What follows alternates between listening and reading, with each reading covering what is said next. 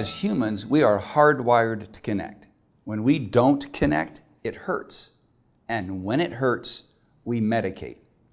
This segment is on rules of engagement. What are rules of engagement?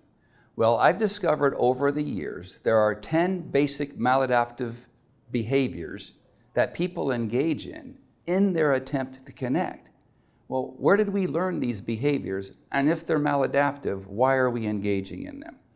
As a general rule, when we engage in these behaviors, we get them from our family of origin. Our mom and dad taught them. So by definition, rules of engagement are a set of established, self-established rules governing behavior that are designed to maximize this ability to connect, or what we call interpersonal relationships. With the intent, so the goal or our condition of satisfaction is to develop mutual trust and respect. Why? Why mutual trust and respect?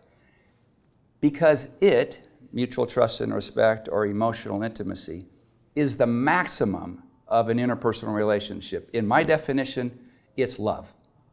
When you can connect someone because you trust yourself and you respect yourself, then you can connect with another human being at that same level. So I'm going to go through these rules of engagement and define what they mean. So it's just not you see a word and you think, oh yeah, I know what that word means. So this is kind of the idea. I have 2 basic rules. Number 1, I want to create space, safe space for the other human being.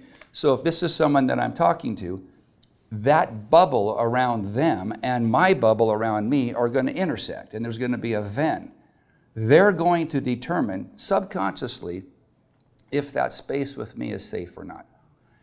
My job is to make sure they are free from criticism, sarcasm, judging, relating, persuasion, manipulation, condescension, shoulding, that's S-H-O-U-L-D, shoulding, you should do this, you should do that, controlling, and intimidation. Why? Because if this person is free from those 10 maladaptive behaviors, they will be free to be themselves, be authentic, be right. Some people fear actually having an opinion and being right, or be wrong and make a mistake without this idea that they're going to get thumped, right? So if you are free from those 10 points, you are then free to. Now we're going to define those words. So there's no ambiguity here. So the safe space means you are free from criticism. Well, what's criticism? It's the expression of disapproval of someone or something based on perceived faults or mistakes. Now they could actually be wrong, but lots of times it's an immaculate perception, right? It's a perception, especially when not invited. Almost everything here generally comes uninvited. You're not invited to give the criticism, etc. It is irrelevant if your criticism is accurate. It's not invited and therefore collusionary. Well, what's collusion mean? Collusion is where you behave in such a fashion that you get the exact opposite results that you want. How many relationships do you see get sabotaged by one or the other? Even though they really do want to connect, that's collusion. So instead of building a bridge of trust and respect, because you're involved in criticism, and just a side note, there's no such thing as constructive criticism. Construction means to build up, criticism tears down. They don't share space. If someone ever says, can I give you some constructive criticism? What they're really saying is, can I give you my immaculate perception based on how I see the world, and I'm going to tear you down right now. The only time it's accepted or approved is if I say to you, hey, would you please give me a little feedback on how that's going? I'm inviting you. But as a general rule, that's not how it comes. Number 2, sarcasm. The use of irony to mock or convey contempt. Sarcasm is a euphemism for verbal flogging. Flogging is torturous. And so when you engage in sarcasm, and I know you do it with your friends and whatnot, and that's a different story, especially when you're just meeting someone or you want to take your relationship a little deeper because you don't have a good foundation, sarcasm is a great way to ruin relationships. It is primarily used at the expense of another person. And when used with tact, however, self-deprecating sarcasm can be used quite effectively. However, this is a caveat. It can be overplayed, and it can be the result of a false narrative, which we'll cover in another segment. Judging. This is the second most one I get pushback on. Judging is to form an opinion or conclusion about positive or negative. Judging seems to be the primary fear that people have from other people. Now notice what I just said. Judging is also, awesome, that's great, oh, you're the best. That's still a judgment. And as a general rule, it should be withheld. Judging is best used to conclude a conversation, not in the beginning and not at the middle. Here's why. As soon as I start giving you positive feedback, oh, that's great, oh, that's awesome, subconsciously, you're going to want to one-up the last comment so you can get the same kind of feedback from me. But the same kind of feedback is just the same. You'll get the same amount of opiates in your body, the 3 A's, affirmation, affection, approval. You need more. So that's why judging is harmful. To conclude a conversation, it's awesome. Thanks, it's been great talking to you. That was an amazing story. You really are an awesome person. But I'm concluding the story. Relating. To make or show a connection between you and another person. To give an account with the intent to show commonality. Relating takes away the wind of attention that flows into their sails when they perceive there's an interest in their opinion. Let me put it a different way. This is me, this is you. I ask you a question about you.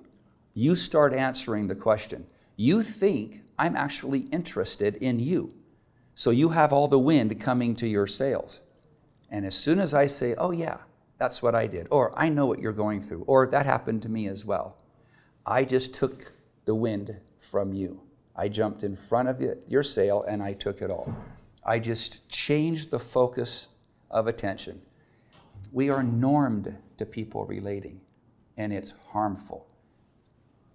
Just try it. You don't have to believe me.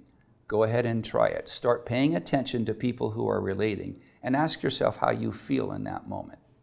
Relating is a very big collusionary behavior and something we're normed to. Persuasion. To coerce or induce someone to do something or believe something that the persuader believes or wants done. Now, just a side note, there's two definitions of persuasion. One is collusionary, the other is the art and science of teaching. Teaching is to delegate learning to the student, and learning is the process of self-discovery. That's not the persuasion I'm dealing with. The persuasion I'm dealing with is when I try to get you to do what I want. Manipulation. The action of manipulating someone in a clever, unscrupulous, unfair, or dishonest manner. Condescension.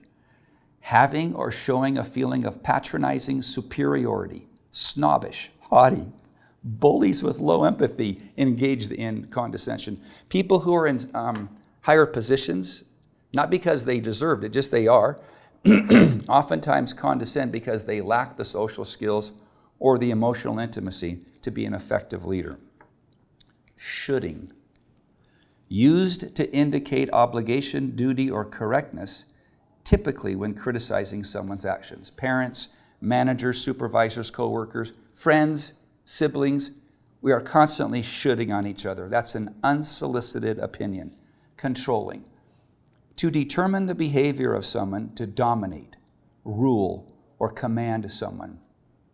Rigid-based religions, parenting, large bureaucracies run by managers instead of leaders, they're oftentimes in this controlling mechanism. And last, intimidation. To frighten or overawe someone, especially in order to make them do what you want them to do. Those 10 are just blind spots, communication blind spots. If we engage in an effort to create safe space for someone else, that person will then feel a whole different position. Just imagine, if you would, the next time you have a conversation with a coworker, a supervisor, or a loved one, and they give you permission not to be criticized, judged, or related to? What would that feel like for you? Imagine 5 minutes of a conversation. Then you're free to be authentic. Rule number 2, the other person, from my perspective, has to feel understood. That's empathy. Empathy is when you have the ability to articulate the thoughts and the feelings of another person through their eyes. So rules of engagement, in short, are just 2. I'm doing it. It's my behavior. I want the person I'm talking to be free from those 10. Specifically, if you want a little assignment, focus for the next 24 hours just on those 4. Criticism, sarcasm, judging, and relating. Eliminate them from your space. Give them permission to be free from those behaviors so they can be free to be authentic, be safe, make a mistake. And then your job is to make sure you understand what they are feeling, what they are thinking. That's empathy. That's rules of engagement. See you next time.